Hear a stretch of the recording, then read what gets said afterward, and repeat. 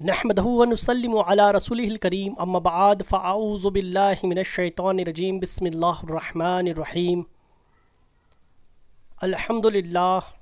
अल्हम्दुलिल्लाहि रब्बिल आलमीन अर्रहमानिर रहीम मालिकि यौमिद्दीन सदक़ल्लाहुल मौलानल अलियुल अज़ीम व सदक़ना रसूलुहुन नबियुल करीम अम्मा बाद फ़अऊज़ु बिल्लाहि मिनश शैतानिर रजीम बिस्मिल्लाहिर रहमानिर रहीम। मेरे तमाम दोस्तों को, अहले ईमान वालों को अस्सलामु अलैकुम वरहमतुल्लाहि वबरकातुहू। अल्लाह तबारक व तआला का लाख लाख शुक्र एहसान है कि उस परवरदिगार ने हमें एक ऐसे सुथरे मज़हब में पैदा फरमाया जिसमें हमारे लिए हलाल और हराम की तमीज़ सिखाई गई। यही नहीं, अल्लाह तबारक व तआला ने हमें पाकी नापाकी का इल्म अता फरमाया और उस रब कदीर का इस कदर एहसान है कि उसने हमें सुथरी चीज़ों और गंदी चीज़ों में फ़र्क करके बता दिया कि तुम्हें सुथरी चीज़ इस्तेमाल करना है क्योंकि तुम सुथरों में से हो, और गंदी चीज़ से बचना है क्योंकि गंदी चीज़ें गंदे लोगों के लिए ही है। लेकिन कुछ लोग ऐसे हुए कि अल्लाह तबारक व तआला ने उन्हें इस ईमान की दौलत से नवाजा, लेकिन उन्होंने सरकशी में भटकते हुए और अपनी नफ्स परस्ती में भटकते हुए इस सुथरे मज़हब को छोड़कर कुछ ऐसी गलाज़त को इख्तियार किया जहाँ पर गलीज़ चीज़ों को खाना या गलीज़ चीज़ों का पीना एक बहुत ही बेहतर समझा जाता है। खैर, अल्लाह तबारक ताला से दुआ है कि अल्लाह तबारक ताला उन्हें हिदायत अता फ़रमाए और वो वापस साफ़ सुथरे मज़हब की तरफ लौट आए। पिछली वीडियो में मैंने पंडित आर्यपाल साहब नाम के एक शख्स के एक एतराज़ का जवाब दिया था। अब उनके दूसरे एतराज़ात में, उनके कई एतराज़ात में से दूसरे एतराज़ का जवाब देने हाजिर हुआ हूँ। उससे पहले कुछ कलिमात आपके सामने रखना चाहूँगा। इसे वीडियो को सुनते हुए आप ज़हन में ज़रूर रखें ताकि आपको हक़ और बातिल का फ़र्क करने में आसानी हो। अल्लाह तबारक व तआला हक़ और बातिल में फ़र्क कर देता है जो उसके कहने और उसकी ज़बान से बिल्कुल साफ़ हो जाता है। जब कोई बंदा झूठ बोलता है या कोई दावा पेश करता है और उसमें झूठ या झूठी दलील पेश करे या झूठ कहे, तो उससे ही पता चल जाता है कि इसका ये पूरा दावा ही नहीं, ये शख्स पूरी तरीके से लायक एतबार नहीं और इससे दूर रहना बेहतर, क्योंकि ये झूठा है। और बेहतर भी यही है कि हमें झूठों से दूर रहा जाए। पंडित आर्यपाल साहब ने जो एतराज़ किए हैं उसमें इतने झूठ पुराए, इतने झूठ पिरोए, एक या दो नहीं बल्कि उन्होंने पूरी एक कहानी ही झूठी सुना दी। उसमें कई चीज़ें उन्होंने जोड़ तोड़ के और अपनी मर्ज़ी से, या यूँ कहें कि जिस तरीके से बदमज़हब या गैर मज़हब वाले झूठ बोल कर इस्लाम को बदनाम करते हैं, वैसे ही उन्होंने एक झूठी कहानी बनाकर इस्लाम को बदनाम करने की कोशिश की। उसी में से उन्होंने एक एतराज़ निकाला और लोगों के सामने पेश कर दिया। उसी चीज़ को आपके सामने लेकर आया हूँ। अल्लाह तबारक ताला से दुआ है कि अल्लाह तबारक ताला मुझे इतनी सलाहियत अता फ़रमाए कि मेरी बात लोगों के दिलों में उतर जाए और वो हक़ और बातिल का फ़ैसला कर लें और जितनी जल्दी हो सके वो बातिल को छोड़ दें। दोस्तों, हम सबको एक ना एक दिन मौत का मज़ा चखना है और मर के अपने रब के सामने खड़े होना है। ज़रा सोचो कि अगर हम उस रब के सामने खड़े हों और हमें ये पता लगे कि जो हम दुनिया में करते हुए आए वो सब झूठ था, हमें दूसरी मोहलत नहीं मिलने वाली वापस जाकर, और उन गलतियों को सुधारने का मौका नहीं मिलने वाला, तो हम कैसे उस रब के सामने मुंह लेकर जाएंगे और उस आखिरत के अज़ाब को कैसे बर्दाश्त कर पाएंगे। तो इसलिए मैं उन दोस्तों से जो भटक चुके हैं उन्हें ये दावत देना चाहूँगा कि लौट आओ सच्चाई की तरफ, हक़ की तरफ, और झूठों का दामन छोड़ दो। आए हम पंडित जी के एतराज़ को पढ़ें और आपके सामने रखें और इसी में से बताएं कि इसमें कितने झूठ उन्होंने पिरोए। पंडित जी एतराज़ कर रहे हैं कि अल्लाह ने फ़रिश्तों से कहा मिट्टी ले आओ, सब ने मना किया, एक अजाजील नामी फ़रिश्ता ने ही मिट्टी लाया, उसी मिट्टी से पुतला बनाया और अल्लाह ने पुतले में रूह डाल दी जिसका नाम आदम रखा। ये इनकी कहानी की शुरुआत थी, जो हज़रत आदम अलैहिस्सलाम की पैदाइश से रिलेटेड इन्होंने कहानी सुनाई है, उस कहानी की इन्होंने शुरुआत की। तो सबसे पहले तो इन्होंने इस कहानी की शुरुआत में ही कुछ झूठ गढ़ दिए। आइए मैं आपको सबसे पहले उन झूठी चीज़ों को बता दूं। इन्होंने कहा कि जब अल्लाह तबारक तआला ने फरिश्तों से कहा कि मिट्टी ले आओ तो सब ने मना किया। मैं पंडित जी को चैलेंज दे रहा हूँ इस बात की कि अगर उन्होंने कुरान मजीद की किसी सूरत से, तफसीर में से या सियासित्ता में से कहीं पर ये बता दिया सही हदीस से और सही रिवायत से, जो रिवायत कहीं से मुनक़ता ना हो, जिसमें कोई कज़्ज़ाब रावी ना हो, उन किसी रिवायत से उन्होंने बता दिया कि तमाम फ़रिश्तों ने इस चीज़ का इनकार कर दिया, तो मैं वीडियो बनाना आज ही से बंद कर दूंगा। दोस्तों, इन्होंने बहुत बड़ी डंडी मारी है यहाँ पर कि इन्होंने कहा कि तमाम फ़रिश्तों ने मना कर दिया। सबसे पहली बात तो ऐसा कोई ज़िक्र कुरान मजीद में नहीं है कि अल्लाह तबारक तआला ने फ़रिश्तों से कहा कि तुम मिट्टी लेकर आओ, फिर फ़रिश्ते गए और मिट्टी लाने से मना कर दिया उन्होंने। ये बात कहीं भी कुरान मजीद में मौजूद नहीं। फिर इन्होंने आगे कहा कि एक अजाजील नामी फ़रिश्ता ने ही मिट्टी लाया। ये इनका दूसरा झूठ है। अल्लाह तबारक व तआला ने कुरान मजीद में कई जगहों पर हज़रत आदम अलैहिस्सलाम की पैदाइश का ज़िक्र फरमाया।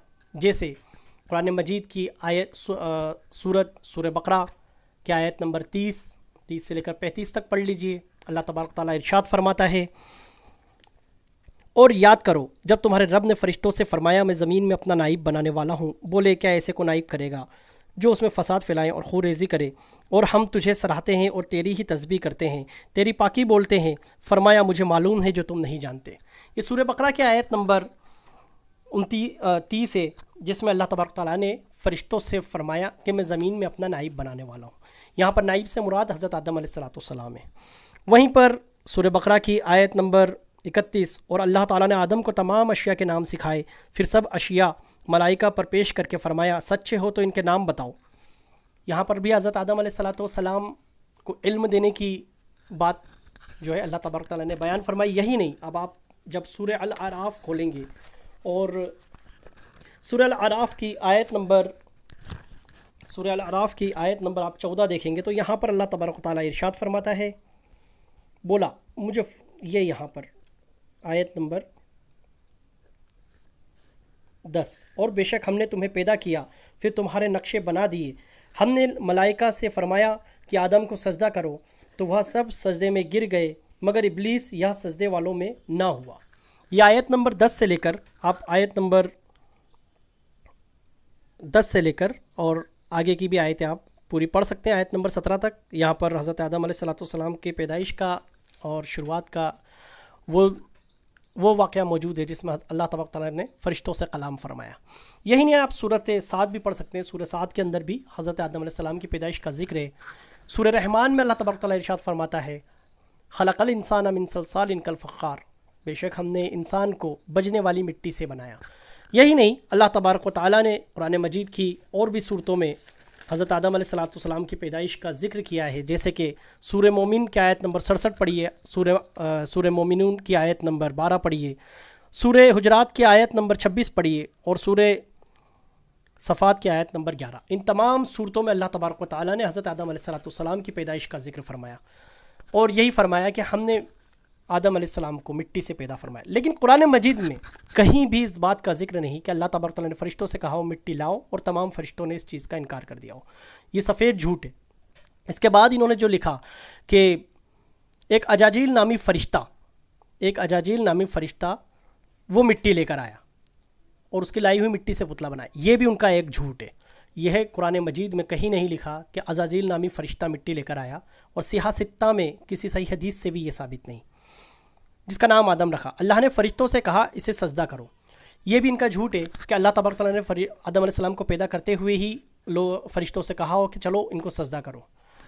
जबकि हज़रत आदम अलैहिस्सलाम ने जब आदम अलैहिस्सलाम की पैदाइश का ज़िक्र हज़रत फ़रिश्तों से किया, ये पैदाइश का ज़िक्र पहले किया कि मैं ज़मीन पे अपना नाइब बनाने वाला हूँ। अभी हज़रत आदम अलैहिस्सलाम का पुतला बनाया भी नहीं, उसमें रूह भी नहीं फूकी गई।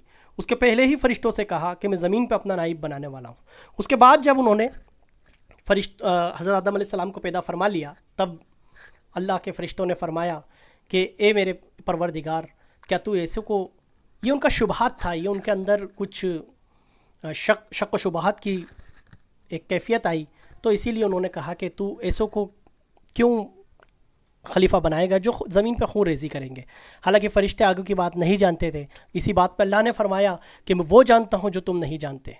اور پھر آدم علیہ السلام کو تمام اشیاء کے نام سکھا دیے اور ان اشیاء کو فرشتوں کے سامنے پیش کیا اور کہا کہ ذرا ان اشیاء کے نام بتاؤ اگر تم سچے ہو تو.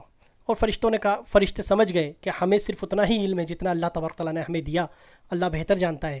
اسی لیے انہوں نے کہا کہ پاکی ہے تجھے، ہم اتنا ہی جانتے ہیں جتنا تو نے ہمیں سکھا دیا. اور اللہ نے پھر حکم دیا فرشتوں کو کہ جاؤ سجدہ کرو، تو تمام فرشتے سجدے میں چلے گئے. تو آئیں ان کی دی ہوئی ہم آگے کی جو کہانی ہے اس کو پڑھیں. انہوں نے کہا کہ تمام فرشتوں کو جو سجدے کا حکم دیا، یہ سجدے کا حکم کی کہانی کا سیکوینس بھی انہوں نے غلط رکھا تھا جو میں نے آپ کے سامنے پیش کر دی. آپ نے اب اس کے بعد میں یہ کہہ رہے ہیں کہ سب نے سجدہ کیا. جب اللہ تبارک تعالیٰ نے فرشتوں کو حکم دیا کہ سجدہ کرو تو تمام فرشتے سجدے میں چلے گئے. انہوں نے کہا کہ اجاجیل نامی ایک فرشتے نے سجدہ کرنے سے انکار کیا. یہ سفید جھوٹ ہے. اجاجیل نام کا کوئی فرشتہ ایسا نہیں تھا جس نے حضرت آدم علیہ السلام کو سجدے کا انکار کیا ہو. حالانکہ وہ جس کا یہ ذکر کر رہا ہے اس کا نام اجاجیل ہے ہی نہیں، وہ اصل میں ابلیس ہے اور وہ فرشتوں میں بھی نہیں ہے. یہ بھی ان کا بہت بڑا جھوٹ ہے. آئیے میں قرآن مجید سے آپ کو بتاتا ہوں کہ اس کا نام جو ہے اجاجیل ہے یا ابلیس، یا وہ فرشتہ تھا یا جن. تو اللہ تبارک و تعالی قرآن مجید میں ارشاد فرماتا ہے کانا من الجن ففسقا عن امر ربہ. یہ جسے انہوں نے فرشتہ بتایا اس کا ذکر یہاں پر ہو رہا ہے. یہ سورہ الکہف کی آیت نمبر 50 ہے. اللہ تبارک و تعالی فرما رہا ہے کہ اور یاد کرو جب ہم نے فرشتوں کو فرمایا آدم کو سجدہ کرو تو سب نے سجدہ کیا سوائے ابلیس کے، وہ جنوں میں سے تھا. یہاں قرآن نے خود گواہی دی ہے. یہ سورہ الکہف کی آیت نمبر 50 ہے، اس میں خود گواہی دی ہے کہ جس نے سجدے کا انکار کیا وہ ابلیس تھا، جن تھا. اس کا نام ابلیس قرآن مجید میں دیگر صورتوں میں بھی آیا ہے. اس سے پہلے سورہ الاعراف میں بھی غالباً اس کا ذکر ہے اور آپ پڑھیں گے تو آپ کو آسانی سے مل جائے گا. خیر آگے بڑھتے ہیں ہم. انہوں نے کہا کہ اجاجیل نامی فرشتے نے سجدہ کرنے سے انکار کیا. اللہ نے کہا کہ میرا حکم ہے. اور یہ بھی انہوں نے ایک جھوٹی کہانی کا ایک اور حصہ ہے جو انہوں نے کہا کہ اجاجیل کو چھوڑ کر سب نے کہا تو اجاجیل نے کہا آپ نے تو آپ کو چھوڑ کر دوسروں کو سجدہ کرنے سے منع کیا ہے. یہ ان کا ایک اور جھوٹ ہے. اس محمد مصطفیٰ صلی اللہ تعالیٰ علیہ وسلم کے اس دنیا میں تشریف آوری سے پہلے اور اعلان نبوت سے پہلے جو پہلے کی قوم تھی، حضرت موسیٰ علیہ السلام کی قوم ہو یا حضرت یوسف علیہ السلام کی قوم ہو یا اس سے پہلے کوئی قوم ہو، ان تمام قوموں میں تعظیمی سجدے کو جائز قرار دیا تھا. جی ہاں، بے شک وہ تعظیمی سجدہ اس دور تک جائز تھا. حضرت عیسیٰ علیہ السلام تک کہ وہ تعظیمی سجدہ جائز تھا. اسی لیے جب ہم کسی عیسائی کے سامنے جائیں تو وہ دیکھتے ہیں ہم کہ وہ پادریوں کے سامنے جھکتے ہیں، بیٹھتے ہیں، یہاں تک سجدہ بھی کرتے ہیں. کچھ یہودی بھی ہیں جو ایسا عمل کرتے ہیں. لیکن یہ سب جو تھا یہ صرف تعظیم کے لیے تھا، نہ کہ عبادت کے لیے، کیونکہ فرشتے بھی اس بات کو جانتے ہیں کہ اللہ کے سوا کسی کی عبادت جو ہے جائز نہیں. اور اللہ تبارک تعالیٰ بھی کسی ناجائز ناجائز عمل کا حکم نہیں دے گا. اس نے جو حکم دیا وہ تعظیم کا حکم دیا تھا، وہ تعظیمی سجدہ تھا جو حضور علیہ السلام کے اعلان نبوت کے تک جائز تھا. اور جب آپ نے صحیح بخاری شریف کی غالباً ایک حدیث ہے جس کا مفہوم میں آپ کے سامنے بیان کرتا ہوں کہ صحابی رسول ایک حضور علیہ السلام کی بارگاہ میں آئے اور فرمایا کہ یا رسول اکرم صلی اللہ تعالیٰ علیہ وسلم، ہم نے کچھ پادریوں کو دیکھا ہے، وہ ان کے جو ماننے والے ہیں وہ ان کو سجدہ کرتے ہیں اور ہم سمجھتے ہیں کہ آپ اس چیز کے زیادہ اہل ہیں، تو آپ ہمیں اجازت دیں کہ ہم آپ کو سجدہ کریں. اس پر اللہ تبارک و تعالیٰ کے نبی صلی اللہ تعالیٰ علیہ وسلم نے ارشاد فرمایا کہ اگر میں دنیا میں کسی کو سجدے کا حکم دیتا تو وہ عورت کو اپنے خاوند کو سجدہ کرنے کا حکم دیتا، لیکن اس کی بھی اجازت نہیں ہے. یہاں پر نبی علیہ السلام نے جو کہا اور جو حضرت صحابہ اکرام نے جو اجازت چاہی وہ اجازت تعظیمی سجدے کی تھی، لیکن حضور علیہ السلام نے اس سے بھی روک دیا اور اس سے بھی منع کر دیا، یعنی کہ تعظیمی سجدے سے بھی منع کر دیا. اس سے پہلے یعنی کہ تعظیمی سجدہ جائز تھا. یہ اس بات سے ثابت ہوتا ہے. تو جو انہوں نے یہ بات کہی ہے کہ اے اللہ تو نے اپنے مجھے چھوڑ کر، مطلب اللہ کو چھوڑ کر تو نے تمام کسی اور کو سجدہ کرنے سے منع کیا ہے، تو یہ تعظیمی سجدے سے انکار نہیں کیا تھا اللہ تبارک تعالیٰ نے. یہ ان کا ایک سفید جھوٹ تھا جو یہاں پر فاش ہو گیا. پھر اس کے بعد انہوں نے سورہ بقرہ کی آیت نمبر 30 اور 35 پیش کی، اور انہوں نے لکھا کہ اللہ نے آدم کو ہر چیز کی جانکاری دے دی یا نام سکھا دیے. اب تک اس میں جتنے عبادت کرنے والے فرشتے تھے کسی کو وستوؤں کے نام نہیں بتائے، یہاں تک کہ ساتویں آسمان سے زمین تک تب کوئی جگہ خالی نہ چھوڑی. دیکھیں انہوں نے یہاں پر بھی ایک دھوکہ دینے کی کوشش کی ہے کہ ابلیس جو ہے وہ فرشتوں میں علم والوں کی حیثیت رکھتا تھا فرشتوں کے بیچ میں، اور فرشتے اس سے علم والا جان کر اس کی تعظیم بھی کرتے تھے. اور اللہ تبارک تعالیٰ نے اس کو اسی علم کی بنیاد پر، اور اس کو کئی اس کے جیسے عابد، زاہد، کئی ناموں سے اس کو نوازا تھا. اور اسی علم کی بنیاد پر، حالانکہ اس نے عبادت بھی خوب کی تھی، لیکن علم کی بنیاد پر اس کو وہاں پر فضیلت حاصل تھی، نہ کہ عبادت کی بنیاد پر. کیونکہ فرشتے جو ہوتے ہیں وہ معصومین میں سے ہیں، وہ کوئی گناہ نہیں کر سکتے، انہیں نفس کی کوئی خواہشات نہیں ہوتی، اسی لیے وہ 24 گھنٹے اللہ کی عبادت میں ہوتے ہیں. تو عبادت تو فرشتوں نے بھی خوب کی تھی، لیکن جو فضیلت اس ابلیس کو حاصل تھی وہ اس کے علم کی بنا پہ تھی. تو یہاں پر جو انہوں نے کہا کہ اس نے تو اللہ کی خوب عبادت کی تھی اور اللہ نے خوش ہو کر ان کو کئی اپادھی کے نام دیے اور کئی وہ دیے، کیا اللہ، یہاں پر انہوں نے اپنا اعتراض پیش کیا. مطلب یہ پوری کہانی سنانے کے بعد انہوں نے ایک اعتراض پیش کیا ہے کہ کیا اللہ کا یہ پکشپات نہیں کہ بنا نام بتائے اجاجیل سے اشیاء کے نام پوچھنا. میرے دوستوں یہاں بھی انہوں نے ایک جھوٹ بولا ہے. میں آپ کو قرآن مجید سے یہ بات بتاتا ہوں کہ اجاجیل سے نام پوچھے ہی نہیں تھے. یہ قرآن مجید موجود ہے، یہ قرآن مجید کی جو آیت نمبر سورہ بقرہ کی آیت نمبر 31 ہے.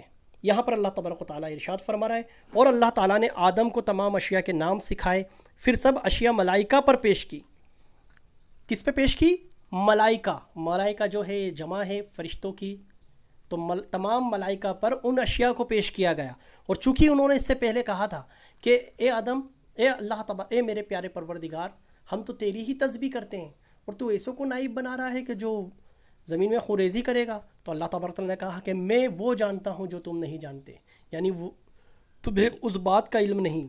اسی پر اللہ تبارک تعالیٰ نے حضرت آدم علیہ السلام کو تمام اشیاء کے نام جو دنیا کے شروع ہونے سے لے کر قیامت تک جتنی اشیاء ہوں گی ان تمام اشیاء کے نام سکھا دیے. ان تمام اشیاء کو ملائکہ پر پیش کیا، یعنی ملائکہ کی جماعت پہ پیش کیا.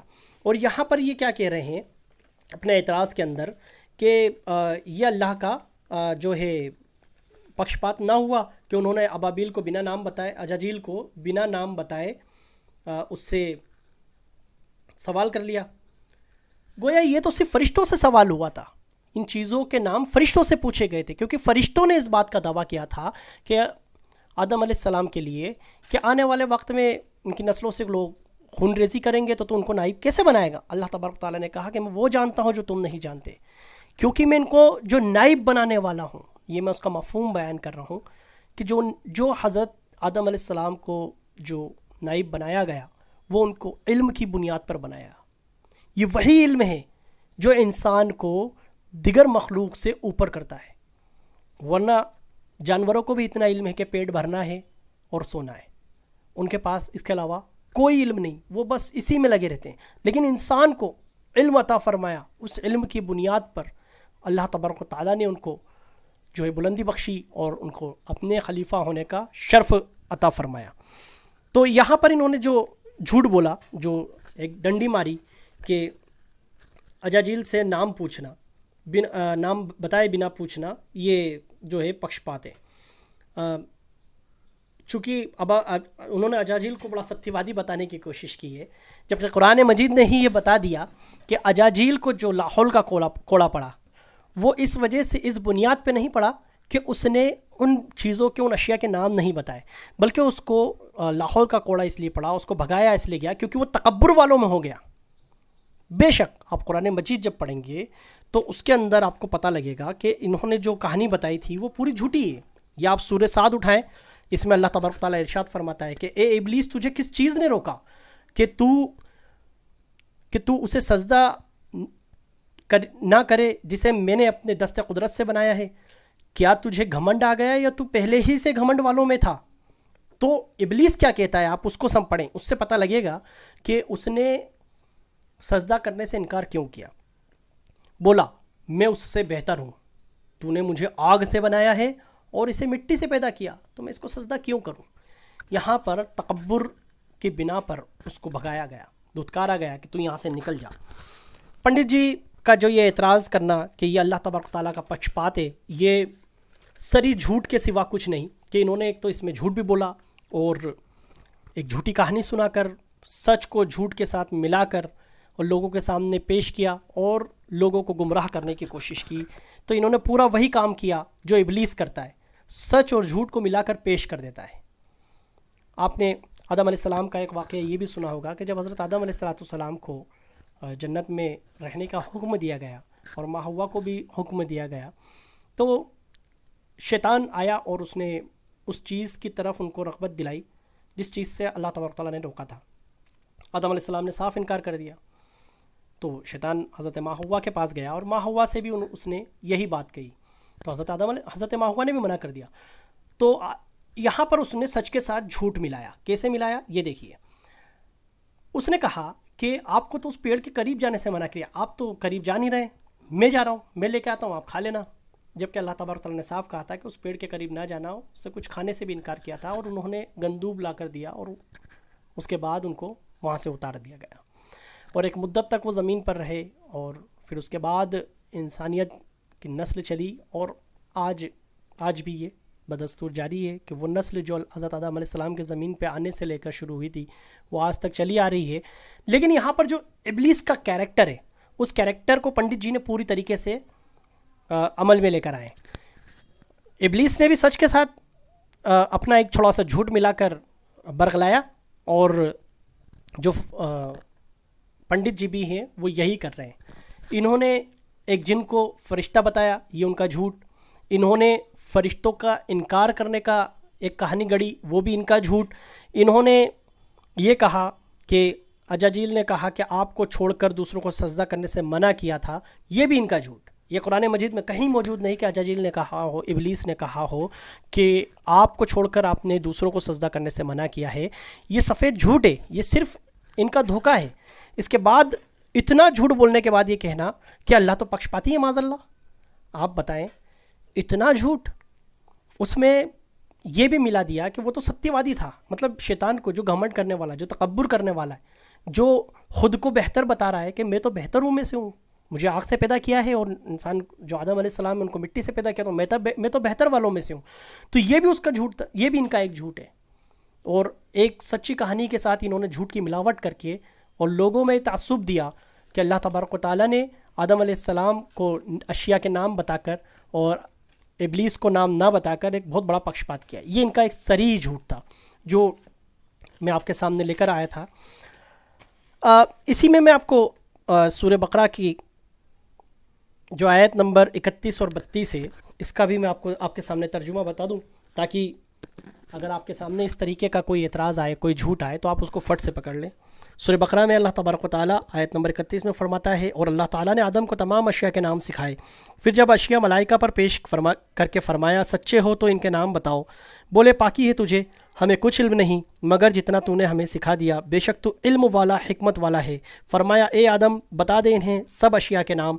جب آدم علیہ السلام نے انہیں سب کے نام بتا دیے، فرمایا میں نہ کہتا تھا کہ میں جانتا ہوں آسمانوں اور زمین کی سب چھپی ہوئی چیزیں، اور میں جانتا ہوں جو کچھ تم ظاہر کرتے اور جو کچھ تم چھپاتے ہو۔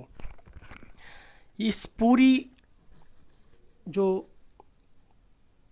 آیت مبارکہ ہے 31 سے لے کر 33 تک، اس سے ہمیں کچھ چیزیں پتہ لگی کہ آدم علیہ السلام کو فضیلت جو ہے علم کی وجہ سے ملی۔ دوسری بات کہ فرشتوں کا یہ امتحان لیا کیوں گیا، یہ بھی ہمیں پتہ لگتا ہے۔ جب فرشتوں نے یہ بات کہی کہ ہم تیری پاکی بیان کرتے ہیں، صبح شام تیری عبادت میں رہتے ہیں، اور تو انہیں نائب بنا رہا ہے، جو زمین میں خوریزی کریں گے. تو یہ ایک طرح کا غیبی دعویٰ تھا فرشتوں کا. تو اللہ تبارک و تعالیٰ نے کہا کہ میں وہ جانتا ہوں، ان چھپی ہوئی باتوں کو جانتا ہوں جو تم نہیں جانتے. تم نہیں جانتے کہ ان کو علم کی وجہ سے ان کو کتنی فضیلت ملے گی. یہ دنیا میں مصروف ہوں گے، ان کے ساتھ دنیا داری بھی لگی ہوگی، اس کے بعد بھی یہ مجھے یاد کریں گے. فرشتوں کو تو کے ساتھ تو کوئی دنیا داری نہیں. انہیں تو نفس بھی نہیں دیے گیا، نہ انہیں کھانے کی حاجت، نہ انہیں پینے کی حاجت، نہ انہیں خوشی اور غم کا کوئی معاملہ.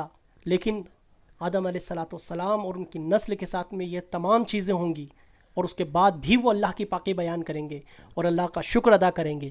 اسی وجہ سے ان کو فضیلت حاصل ہے، اسی وجہ سے ان کو جو ہے نائب بنایا گیا. اس میں آپ ایک چیز اور دیکھیں کہ اللہ تبارک تعالیٰ فرما رہا ہے آسمانوں اور زمین کی سب چھپی ہوئی چیزوں کو میں جانتا ہوں، اور یہ بھی جو کچھ تم ظاہر کرتے ہو اور جو کچھ تم چھپاتے ہو. یہاں پر میں ایک نقطہ دینا چاہوں گا کہ یہاں پر جو کہا گیا ہے کہ جو کچھ میں ظاہر کر رہا ہوں اور جو کچھ چھپا رہا ہوں، مجھے لگتا ہے کہ یہ بات جو ہے شیطان کے لیے کو یہ بتانے کے لیے دی گئی کہ میں جانتا ہوں جو تو چھپا رہا ہے، کہ تجھے تکبر ہے، تو تکبر والوں میں ہے اور تو تکبر کرے گا. اللہ تبارک تعالیٰ اس بات سے بھی واقف تھا، اور وہ چونکہ فرشتوں کے بیچ میں علم کی وجہ سے ایک حیثیت رکھتا تھا، تو اللہ تبارک تعالیٰ اس حجت کو بھی تمام کرنا چاہتا تھا. اس حجت کو تمام کرتے ہوئے اس کا راز فرشتوں کے سامنے اس کی زبان سے کھلوا دیا. جب فرشتوں کو آگے حکم دیا کہ اور ہم نے فرمایا یہ یہاں پر آگے، اور یاد کرو جب ہم نے فرشتوں کو حکم دیا کہ آدم کو سجدہ کرو تو سب نے سجدہ کیا سوائے ابلیس کے. منکر ہوا اور غرور کیا اور کافر ہو گیا. یہ یہاں پر دیکھیے اللہ تبارک تعالیٰ نے جب فرشتوں کو حکم دیا تو یہ تعظیم کا حکم بھی دینا اس لیے ضروری تھا تاکہ شیطان کے اندر کا جو گھمنڈ ہے، تکبر ہے، وہ فرشتوں کے سامنے ظاہر ہو جائے. اور جب اللہ تبارک تعالیٰ نے حکم دیا تو تمام فرشتے سجدے میں چلے گئے. یہیں پر آگے اللہ تبارک تعالیٰ ارشاد فرما رہا ہے کہ تو شیطان نے جنت سے انہیں لغزش دی. یہ جو میں نے ابھی آپ کو بیان کیا وہی بات اس میں لکھی ہے. تو جب فرشتوں کو اس بات کا حکم دے دیا تو آپ آگے سورہ الاعراف اور سورہ صاد میں اس بات کو پڑھیں گے تو تمام فرشتے سجدے میں گر گئے سوائے ابلیس کے.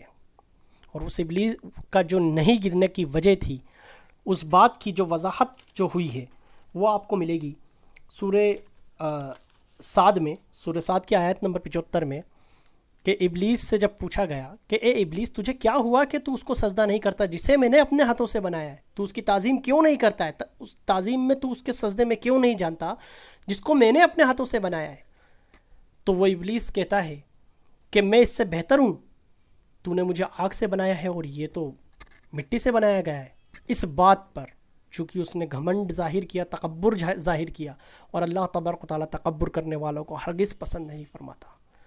ذرا سوچو، وہ ابلیس جو ہر دور میں ہر وقت اللہ کی عبادت میں ہوا کرتا تھا، اور اللہ تبارک و تعالیٰ نے اس کو علم سے بھی نوازا تھا، اس نے تکبر کیا تو اس کا یہ انجام ہو گیا. ذرا سوچو دنیا کی چھوٹی موٹی چیزوں پر ہم کتنا تکبر میں چلے جاتے ہیں کہ جو ہم سے چھوٹے ہیں، یا اللہ تبارک و تعالیٰ نے جن کا امتحان لینے کے لیے ابھی آزمائش میں رکھا ہے تو ہم ان پہ طعنہ کشنی شروع کر دیتے ہیں. ہم پیسوں کے غرور میں اس قدر بڑھ جائیں کہ ہمارے رشتہ دار اور احباب کو چھوڑ دیں، انہیں نیچا سمجھنے لگیں، ان کو نیچا دکھائیں. معاذ اللہ ثم معاذ اللہ. ہرگز ایسا نہ کرو میرے دوستوں. یہ صریح تکبر اللہ تبارک تعالیٰ قطعی پسند نہیں، اور تکبر کرنے والے اللہ کو بالکل پسند نہیں. جب تکبر کرنے والا جو ہے وہ کبھی جنت میں جا ہی نہیں سکتا، کیونکہ جنت کے اندر تکبر والے بالکل نہیں جائیں گے. میرے دوستوں، یہی تکبر پنڈت جی نے کیا تھا، اور وہ دھتکارے گئے اور اسلام سے باہر ہو گئے. اس تکبر میں وہ اتنے بڑے کہ انہوں نے جھوٹ بولنا شروع کر دیا اور دعویٰ کر رہے ہیں، جھوٹ پیش کر کے دعویٰ کر رہے ہیں. کیا انہیں اتنی عقل نہیں تھی کہ یہ قرآن کھول کر کوئی پڑھے گا اور لوگوں کے سامنے پیش کرے گا تو ان کا جھوٹ سامنے آ جائے گا؟ لیکن جو تکبر والے ہوتے ہیں، جو گھمنڈ والے ہوتے ہیں، ان کے اس گھمنڈ میں وہ اس قدر چور ہو جاتے ہیں کہ انہیں صحیح اور غلط کا فیصلہ کرنے کا باقی نہیں رہتا. اسی تکبر اور اسی گھمنڈ میں پنڈت جی گھس گئے، اور اس کا یہ حال ہوا کہ آج ان کا تکبر اور ان کا گھمنڈ اور ان کا جھوٹ سب کے سامنے آ گیا. تو اس گھمنڈ کو آپ کے سامنے لانا میرے لیے بہت ضروری تھا، جو انہوں نے اللہ پہ اعتراض کیا کہ اللہ تبارک و تعالیٰ نے جو ہے پکشپات کیا ہے ابلیس کے ساتھ معاذ اللہ. ذرا سوچو گھمنڈ کرنے والوں کے ساتھ کیسا پکشپات، جس چیز سے اللہ نے منع کیا ہو کہ میں تکبر کرنے والوں کو پسند نہیں فرماتا، اس کے بعد اگر کوئی تکبر کرے تو اللہ اس کو کیسے پسند فرمائے گا. بے شک اس کے ساتھ کوئی پکشپات نہیں ہوا، اور اللہ نے کوئی پکشپات کسی کے ساتھ نہیں کیا. اللہ تبارک و تعالیٰ نے دنیا میں ہر شخص کو فطرت انسانی پہ بھیجا، پھر انہوں نے اپنے حساب سے، اپنی نفس کے حساب سے نئے نئے مذہب بنائے اور اپنی نفس پہ چلنے لگے. انہیں اچھا لگنے لگا تو وہ پیشاب بھی پینے لگ گئے، انہیں برا لگنے لگا تو انہوں نے پاک غذاؤں کا بھی انکار کر دیا. تو یہ ایک صریح حجت ہے کہ جو یہ جو انہوں نے الزام لگایا تھا یہ سفید جھوٹ ہے. اور اچھا ایک بات اور یہاں پر آتی ہے کہ جب یہ اس بات کو کہہ رہے ہیں کہ ہم یہاں اللہ نے چونکہ پکشپات کیا معاذ اللہ اس لیے میں اسلام سے دور ہو گیا، ان کا دعویٰ اسی طریقے کا ہے. جب انہوں نے یہ اعتراض اٹھایا ہے تو پھر ان کا دعویٰ بھی اسی طریقے کا ہے. ابھی یہ کس جگہ پر ہے؟ تو آپ اس پہ غور کریں کہ ابھی یہ ایک ایسے مذہب کے اندر ہیں کہ جہاں پر انسان کو تو بالکل فضیلت حاصل نہیں ہے.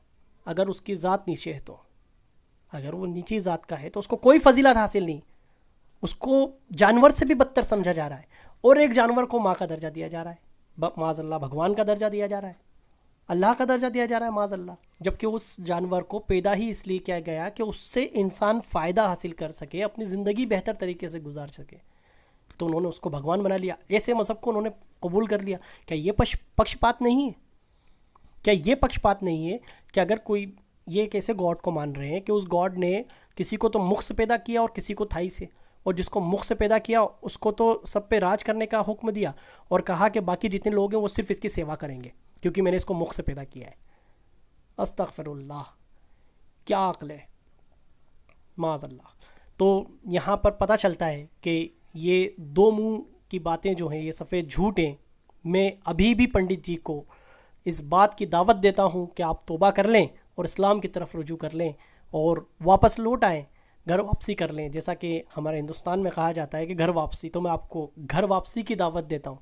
اس دین کی جس کو لے کر حضرت آدم علیہ السلام جو پہلے انسان اس زمین پر آئے وہ وہی دین لے کر آئے. میں اس دین کی آپ کو دعوت دیتا ہوں، نہ کہ اس دین پہ چلیں کہ انہوں نے اپنی نفس کے حساب سے کروڑوں بھگوان بنا لیے ہوں، کروڑوں خدائے بنا لیے. انہوں نے جہاں دیکھا کہ آگ کچھ طاقتور ہے تو آگ کو بھگوان بنا لیا، دیکھا پانی اس کو بجھا رہا ہے تو پانی کو بھگوان بنا لیا، دیکھا گائے سے دودھ مل رہا ہے تو گائے کو بھگوان بنا لیا. ہرگز ایسے مذہب کو نہ فالو کریں. میں آپ کو دعوت دیتا ہوں کہ اسلام کی طرف آئیں، ستھرے مذہب کی طرف آئیں اور اپنی غلط فہمیوں کو دور کر کے توبہ کر کے ایمان لے آئیں. کچھ کہنے میں، کچھ سننے میں، کچھ بتانے میں لفظی خطائی، کسی طرح کی کوئی غلطی ہو گئی ہو تو اس سے توبہ کرتا ہوں. استغفر اللہ ربی من کل ذنب واتوب الیہ. اشہد ان لا الہ الا اللہ وحدہ لا شریک لہ واشہد ان محمدا عبدہ ورسولہ. السلام علیکم ورحمۃ اللہ وبرکاتہ.